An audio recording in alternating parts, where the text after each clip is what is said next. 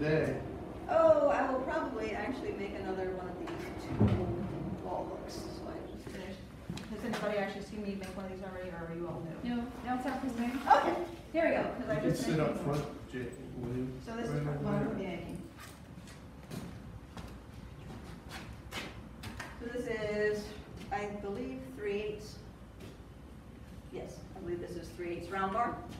I could use square bar if I wanted to, but we're going to go with round in this case. To me, it lends itself better to the leaf finial.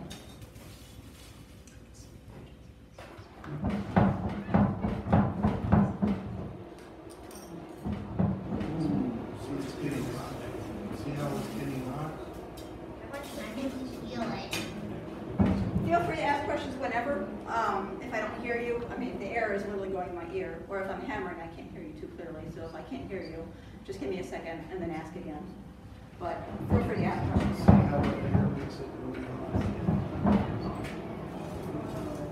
So already, in less than a minute, I've gotten it all nice up to, this isn't, it's a forgeable temperature. This is probably about 12, 13-ish, 100 degrees right now, which is what we would call a dull orange, cherry red-ish. We like to go by color. We don't know exactly what the temperatures are. Thanks to modern technology, we do have a rough idea what temperatures are, but blacksmiths work on by color, not temperature. So as we go along, the temperature is going to get brighter and brighter and brighter as the metal gets hotter and hotter and hotter. Is that cold or is that? So we have a nice bright temperature. This Look is at give or that. take roughly about 1600 degrees. This is a nice forging temperature. I could go farther along, which I'm not going to, and turn it into yellow or light. Actually, I can do that. I have a piece specifically for that reason. So we're going to do a little color and temperature demonstration. And what happens when you take metal too far? This is just a rusty old signpost that I found somewhere, possibly at an estate sale, possibly in a junkyard, I don't know. But we are nice and room temperature.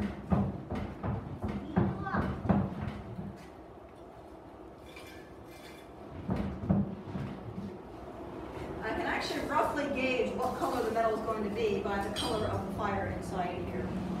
If I kept this metal in that bright orange fire, then I would probably end up with, give or take, 1900 degrees. So the brighter the fire is, the higher the temperature is, the hotter my metal is going to get. So already, we're at about 1900 degrees here.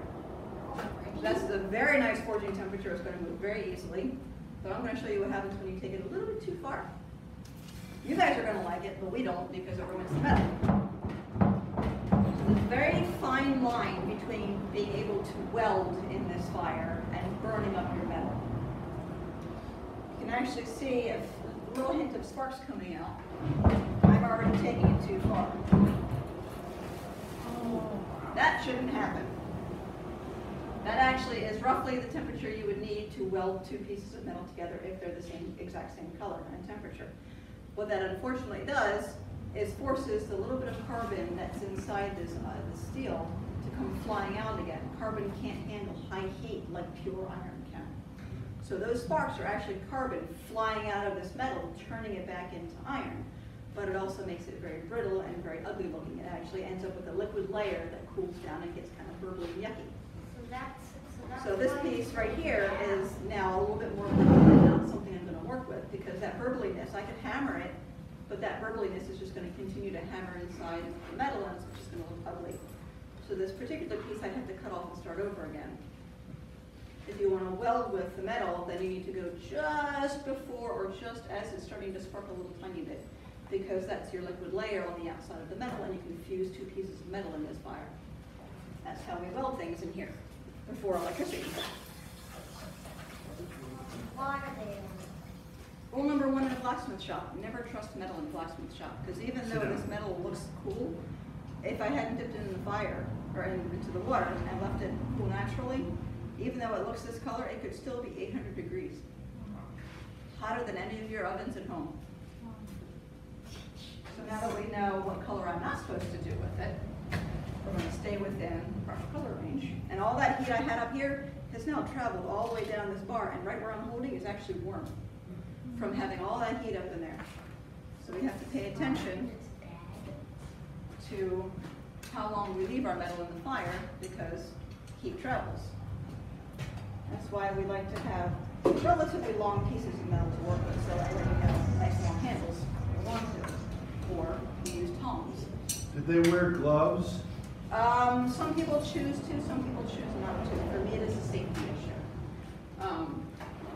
Because if that metal was 800 degrees and I held onto it with gloves, I wouldn't know it was 800 degrees until my glove was already burning my hand and I couldn't get it off fast enough. Oh. I would rather know exactly how hot that metal is.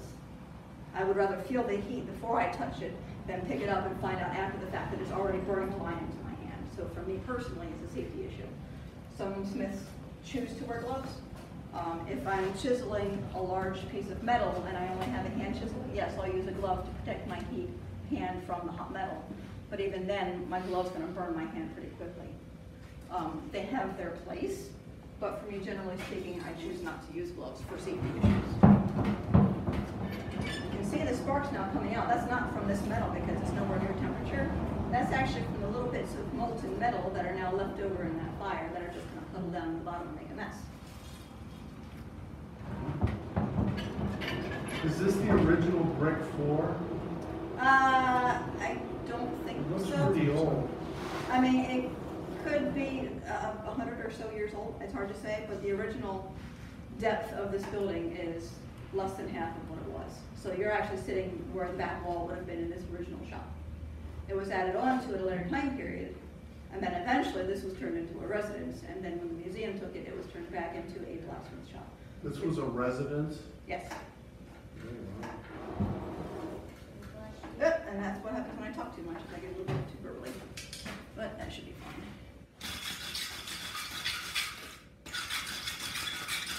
So we're going to start the leaf end.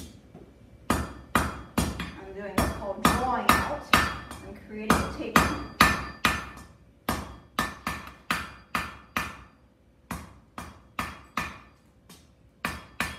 You can see the color is leaving the tip because that's where I'm doing the most work.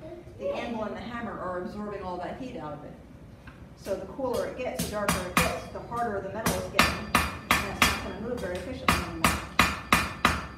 And if I keep working this metal, it's eventually going to split because it's too hard to move like clay would. So that's the very beginning of our little leaf.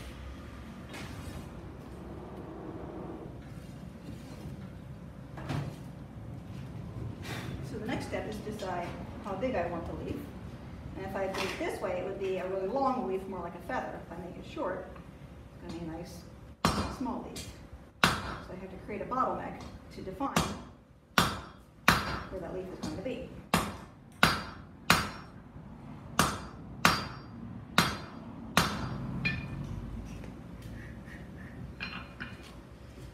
So the thickness of metal defines how wide your leaf is going to be.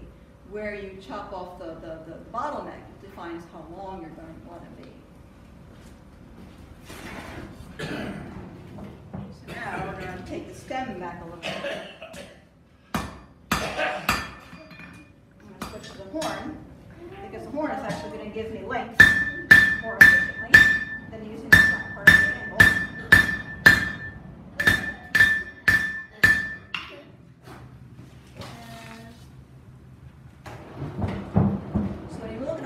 Hammers that a blacksmith has are going to be different shapes, different sizes, different kinds of metal. So, generally speaking, we use the flat face of a hammer that, like the anvil, is going to spread the metal in all directions evenly. If you use a rounding hammer that has a bit of a circumference, it's going to do the same thing. It's going to move the metal equally in all directions, but faster, because it's mostly hitting one small central point. If you go even farther, you have what's called a ball peen hammer, peen being the back side of a hammer, and that's going to give you a much stronger thin point in the middle, but it also helps you to round things like bowls. It has a very, very small circumference, so you can get it in little tight areas to make it round. You have the back of the hammer, which we call the cross peen, or if it were this way, it would be a straight peen. This, like the corner of the anvil, and like the horn of the anvil, are going to stretch metal this way, but they won't stretch the metal this way. So if you want to make something longer but not wider, you would use the peen of the hammer, you would use the corner of your anvil, or you would use the horn of your anvil. So you saw me taking the stem down with the horn of the anvil because I want to lengthen it and narrow it, but I don't want it to get wider. Is the iron in the hammers different than the iron you work with? There's more carbon in the hammer than there is in the steel that I'm working with. So in its most basic form, steel is nothing more than iron with a little bit of carbon baked into it or infused into it in very high heats. The more carbon you have in the metal, the harder that metal gets. So this hammerhead is going to have more carbon than its mild steel. Oh, let's say this chisel will probably have more carbon than this hammerhead because you don't want this chisel getting all mushed up. But you also don't want these to be of equal hardness because you run the risk of chipping a piece of it off. If you have a file, that's going to have more carbon than any of this stuff because you want a metal file to be able to remove metal from any object you're working with. If you have a cast iron kettle, that's going to have the most carbon in it. It's going to be so hard that it's very brittle. If you drop either a file or a cast iron pot, it's going to just shatter to pieces. If you drop a hammerhead or a chisel, it won't shatter because it's soft enough to absorb the air. I've cracked a cast iron pot. Because of the high carbon content. Cast iron is actually made in a different manner than, well, hundreds of years ago was made in a different manner than more typical metal was. Metal was made in originally bloomery furnaces, so it looked like a small clay chimney that you hand make. And you pump air to it by hand for hours and hours and hours, and you get a little bloom of iron at the bottom of it. Once they realized they could use water power as the air source, their furnaces became multiple-story brick buildings, if you will, and the massive, massive bellows that they would have had, probably bigger than this house, would have put so much heat into the furnace that it liquefied the iron completely, and all the carbon from the charcoal would have just melted into the iron along with it so much that the melted metal coming out of the furnace would have been what we call cast iron or cast steel because there's so much carbon in it. We as smiths can't use cast iron because of the carbon content. It's just too brittle to work with.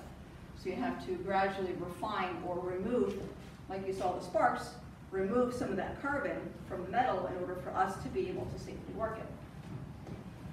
In the colonial era, did blacksmiths make their own tools, or were they made in Who would you have bought your tools from? They didn't have Ace Hardwares, they didn't have Home Depots. If you, a farmer trying to survive on your own property, if you needed a metal tool, who would you talk to? The blacksmith. Right. So Like absolutely, the blacksmiths made their own tools.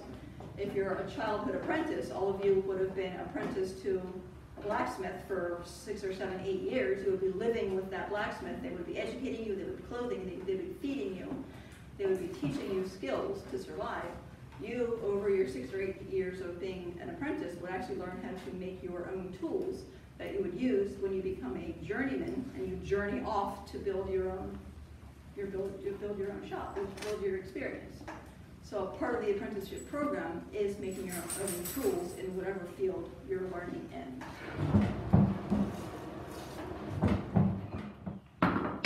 Now that I've gotten the length that I want, I can take the square back to the ground and have the corners off.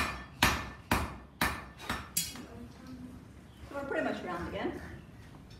We're going to decide how long we want it. Give or take there. Roughly.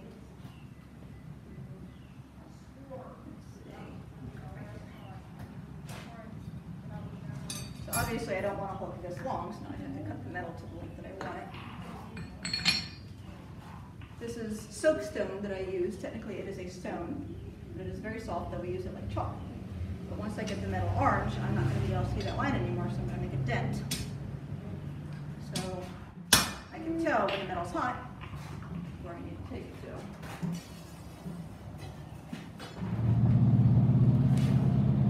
There we go, that's good enough. So now I can't see where that line is, but I can feel where that dent is that I made, so I know where to cut now.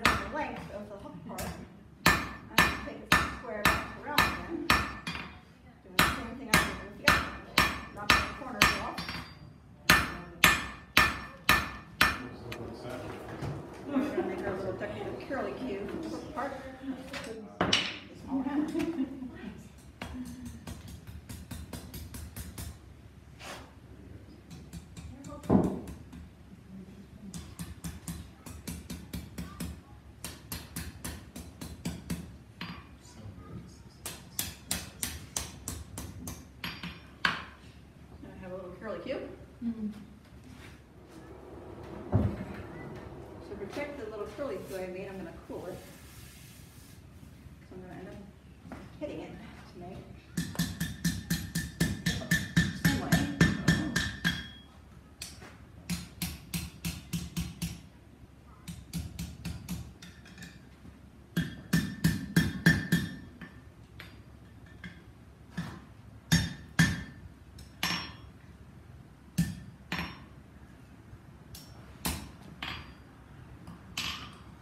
Again, mostly done.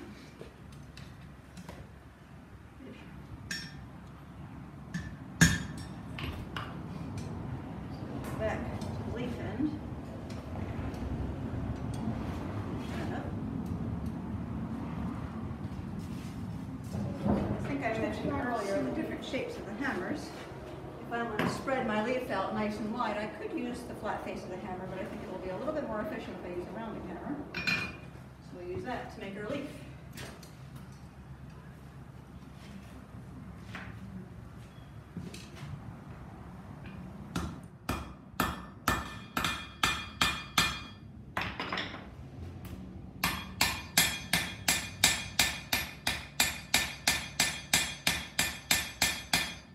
There's the beginning of our leaf. Not very leaf-like. We need to add some veins to it. Have you ever tried anything like put that in the vise when it's hot and squeeze it in? Would that do anything? You would need a hydraulic press to be able to squeeze Okay, the just metal have up. a pressure. Or the handle would have That's to a big be handle. You could pull this off. long in order to squeeze it. Yeah. Yeah, no, there's a lot of pressure that has to go into it. But hydraulic presses do exactly that. They press it with a big piece Yeah, of I've cheese. seen drop forges and stuff like that. Man, kind of scary. Temporarily anyway.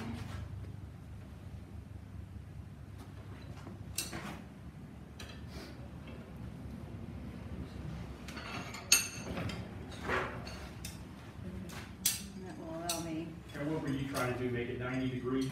Well, angry? so in order to cut the veins into the leaf, it's going to be easier for me to just lay it out, and it won't do that with the hook facing up. So I just laid it. I just okay. twisted it till the hook lays down. I see. By the time I twist the leaf back into itself and curl it around, it doesn't really matter that much because I can twist it whatever direction I Oh, want to. okay. But this is just the It simplicity doesn't of. fatigue it, huh? This is just for simplicity of cutting the veins in.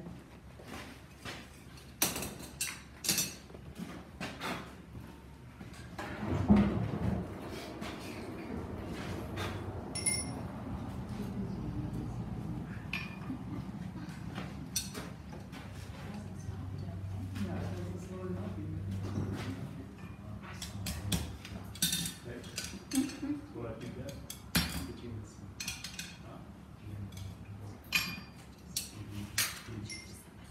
So even though this metal is going to cool before I finish cutting the veins in, it's so thin that it won't do any damage to anything for me to keep working while it's black. It's still very, very hot, but you would not want to be forging while it's this color or temperature.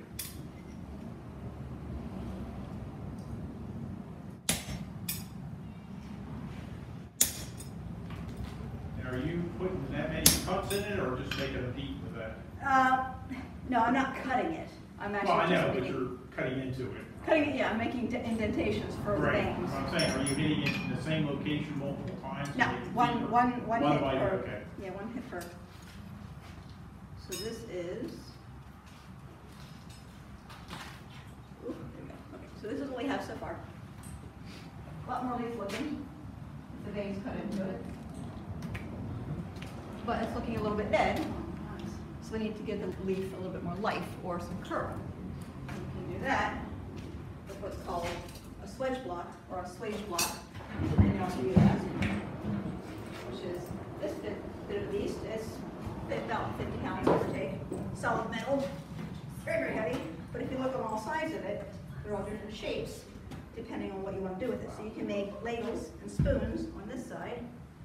You can make fireplace shovel on this side, more ladles and spoons. And you've got half rounds, and you've got your diamond points. What I'm going to use is these half rounds in succession because I want to curl off the sides of the leaf.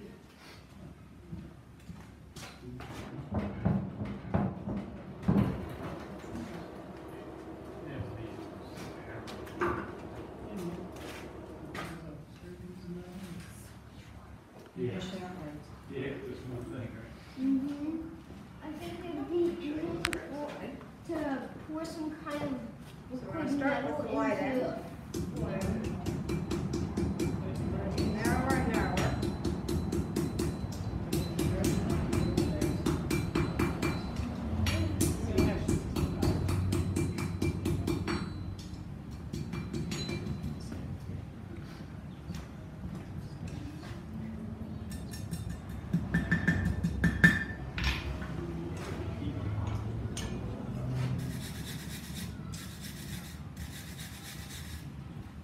So that looks a little more like a leaf there, doesn't it?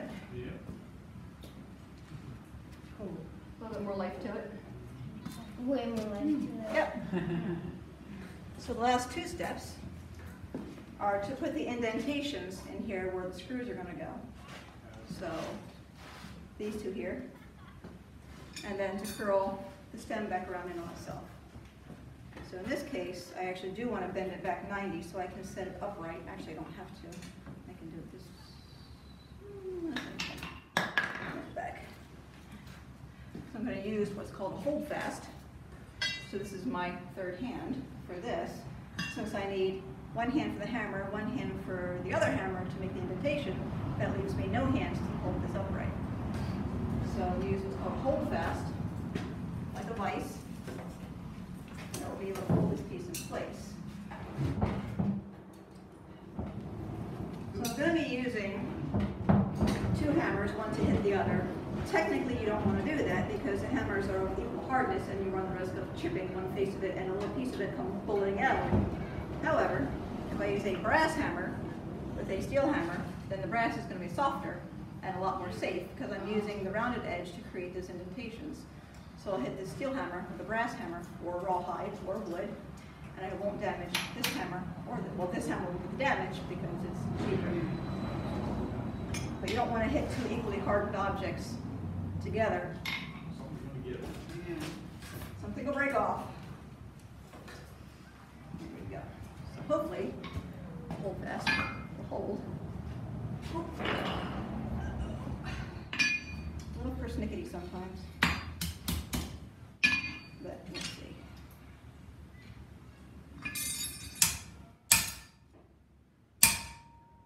There we go.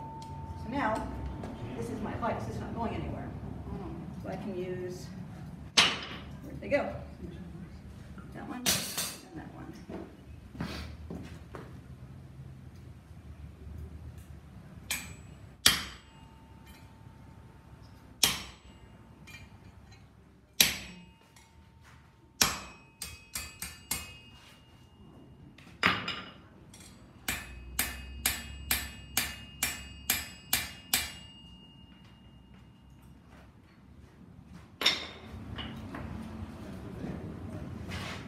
Now is adding my signature to it. A, so people know who made it, and B, if I were to make a historical reproduction, it's a good idea to not make people 20 years down the road think that it's 400 years old.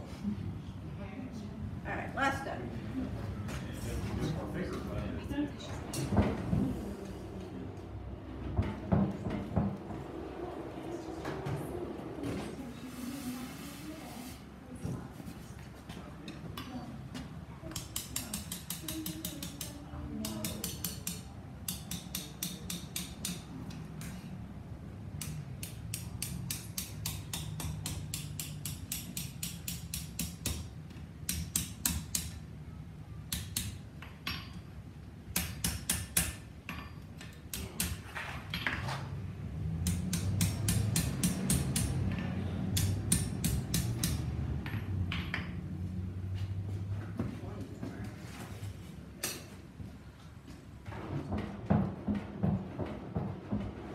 Judge how long you can work it based on the color also? So you wait till it loses. I'm sorry? Great.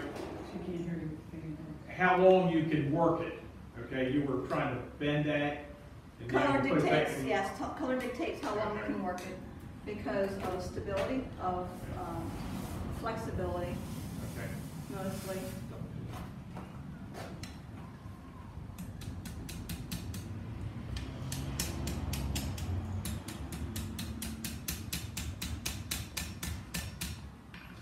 Good enough.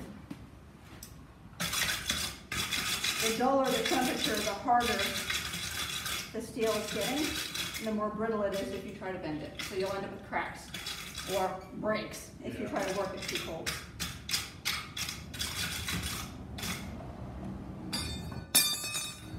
All right, other than punching or drilling the holes and putting a coating of oil or some kind of finish on it, this is actually done.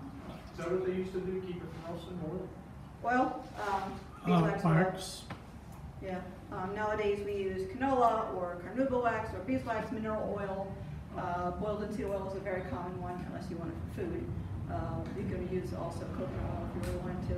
It doesn't prevent rust, it lengthens the time that you have that at risk. If you keep it inside in a temperature controlled area like a house, then it won't. If you keep it in a bathroom or a barn or something, then yeah, it'll eventually rust. I have a necklace pendant, a leaf necklace pendant that I made for myself. I've never oiled it other than the first time because my own skin oil perpetually, and my fingers because I play with it, perpetually keep it shiny actually and well protected. So this is nice and cold. Did you put on it to identify it as something that's a reproduction? Well, this is decorative. I mean, I do most of the decorative stuff because the store is continually making things and selling. But things like the style of fire poker is actually colonial era as opposed to the more modern cocksfoot style. Okay. If I did this kind of handle down here, then you could potentially call it a historical reproduction, but I got a little decorative on this end just for fun. But you said you identified it somehow so that people wouldn't know. I put my signature, I put my initials. I have a stamp that I have my initials in. So that way they don't think it's an original. Because there wouldn't be anybody who would have something this complex. They would have just like hand chiseled their initials into it, because that is actually machine made professionally. To try and hand make your own touch mark is very complicated. No, I bet. But I have that professionally done, so that way you know that it's not. So this is nice and cold now, so safe to touch.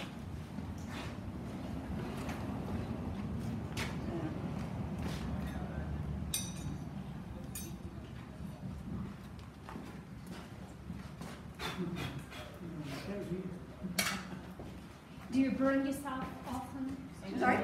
Do you have burns often? Oh yeah, I was absolutely getting burnt while I was talking, while I was working on this. So little pieces of the coal, as the coal wears down, you get tiny, tiny, tiny little pieces of it down the bottom, and it'll come flying out. These are very small. You'll have actual little tiny chunks. You can see little tiny chunks of coal flying out. They land on your skin. The scale that you're working with as you're hammering or twisting lands on your skin. You say ow and you keep moving. I'd rather not lose the heat of the metal that I'm working with than stop and stick my hand in a bucket. Now, if I pick up the wrong piece of metal and burn it, which I have done in the past, then yes, it'll go right in the bucket. But for the tiny little burns, you just say ow, ow, ow, and you keep working. You get used to I was it. thinking I'd have to reach out and touch that. I figured you only had to do that once. No, unfortunately, when you're busy talking to people, you don't remember that. Yeah. If I make two identical items and I forget which one I just pulled out of the fire and they're the same color, and I'm talking, I'll pick up the wrong one. And the last one I got was across the hand into the thumb. I was chiseling something on a high vise, so I was hammering up here and I missed. The hammer hit my hand and knocked it into the piece of metal, and I said ow, dumped it in the water, off and on throughout the rest of the night. I just kept working. You're better than me. I would have sitting there now. If you enjoy what you do enough, then you ignore it. I mean, if you can't handle the burns that you have in a blacksmith shop, then you probably can't handle being in a blacksmith shop. I mean, it is inevitable. Absolutely inevitable. I've done some welding and my legs show it, so. Yeah, no, I mean, this is playtime for me. This is meditation time. You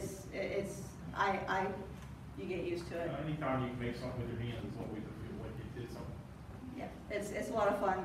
The making of things with my hand, the fact that I could actually make things that are 800 years old that are still fully functional today, like the hinges and the cookware that they had 800 to 1,000 years ago, we can totally make today, and it is still fully functional today as it was 1,000 years ago. Same thing with woodworking. Mortise and tenon joints that you would find underneath of your kitchen tables and chairs. You have a peg and you have a hole. So the chair leg or table leg would have the peg, Right. and the tabletop would have the hole, mortise and tenon joints.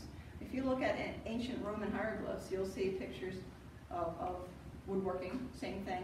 You'll see extant actual bits of furniture that have mortise and tenon joints. They have dovetail joints. Things that we still use today in woodworking, 3,000 to 4,000 years Makes a old. nice joint. If it ain't broke, don't fix it, right? The tools that we use are more efficient. The ideas that we have to make things are way different than they were 4,000 years ago.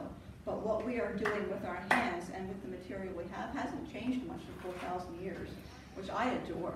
And we can still do what they did. There are actually some people on YouTube who are building out in the middle of the woods.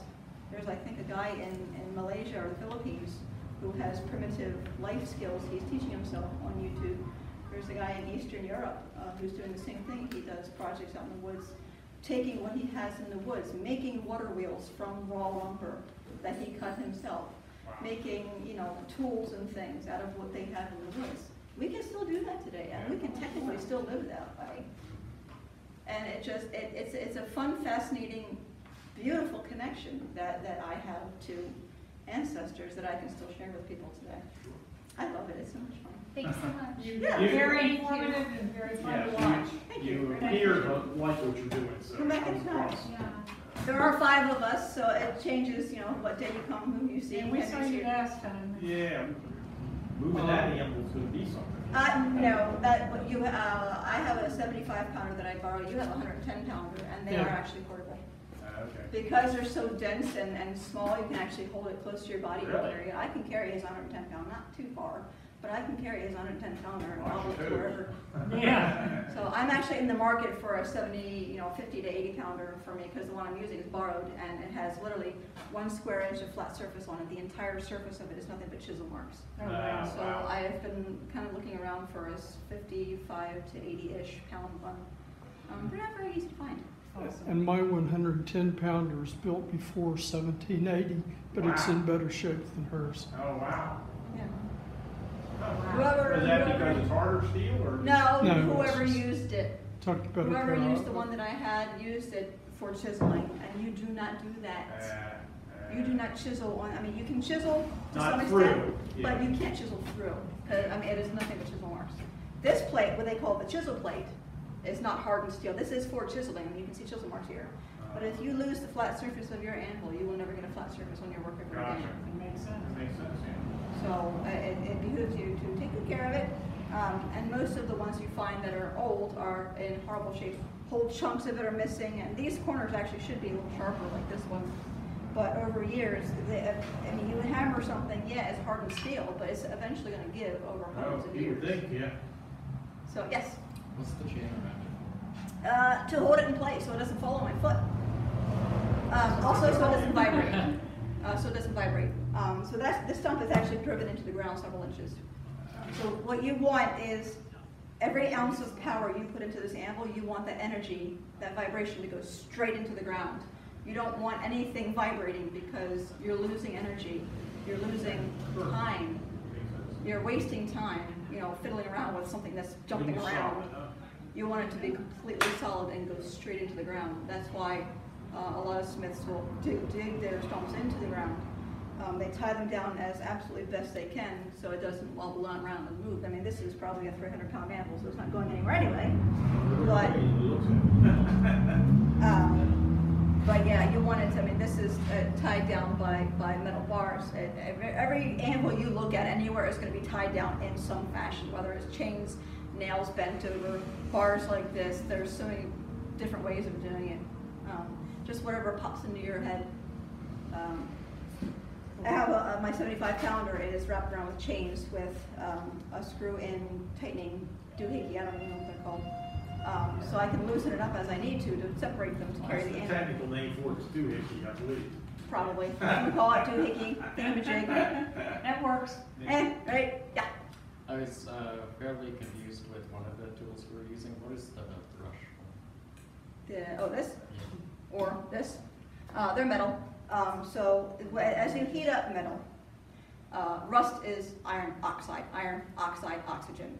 So when you heat up the metal, you're chemically changing it slightly, but when you add the when it mixes with the oxygen from the air, it creates a thin layer of rust, of iron oxide. Not red iron oxide, which has been mixed with water. This is black iron oxide, what we call fire scale. So that flakes off as you're bending, twisting, hitting, and if you don't clean it off, then you're just hammering that junk back into the metal, and it's just going to look ugly and textured. So we use those to clean that scale off as best we can to give it a smoother look. That's pretty much what that for. All this stuff is essentially rust, iron oxide.